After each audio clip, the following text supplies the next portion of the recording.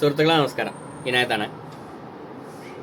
ഞാനിപ്പോൾ വന്നിട്ടുള്ളത് നമ്മളെ സൗദി അറേബ്യയിലെ ഫാമിലി വിസിറ്റ് വിസയുമായി ബന്ധപ്പെട്ടിട്ടുള്ള പുതിയൊരു അപ്ഡേറ്റ് നിങ്ങളെ അറിയിക്കാൻ വേണ്ടി. മുൻപെല്ലാം നമ്മൾ വിസ ആപ്ലിക്കേഷൻ, അതായത് വിസ ഡോക്യുമെന്റ് സൗദിയിൽ നിന്ന് ചാമ്പർ ചെയ്ത് കഴിഞ്ഞാൽ 3 മാസത്തെ വാലിഡിറ്റി ഉണ്ടായിരുന്നു.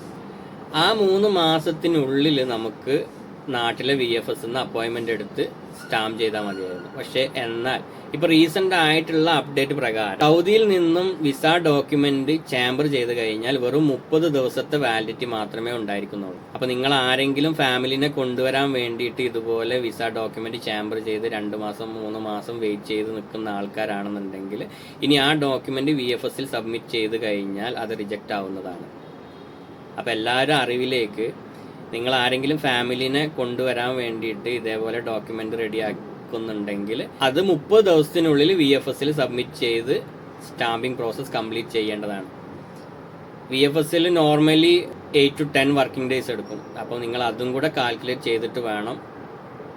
ഓക്കെ, എത്രയും പെട്ടെന്ന് നിങ്ങൾ ഡോക്യുമെന്റ് ചാമ്പർ ചെയ്ത് കഴിഞ്ഞിട്ടുണ്ടെന്നുണ്ടെങ്കിൽ VFS അപ്പോയിൻമെന്റ് എടുത്ത് സബ്മിറ്റ് ചെയ്യാൻ ശ്രമിക്കുക. At Tajir, Ticketing and Tours.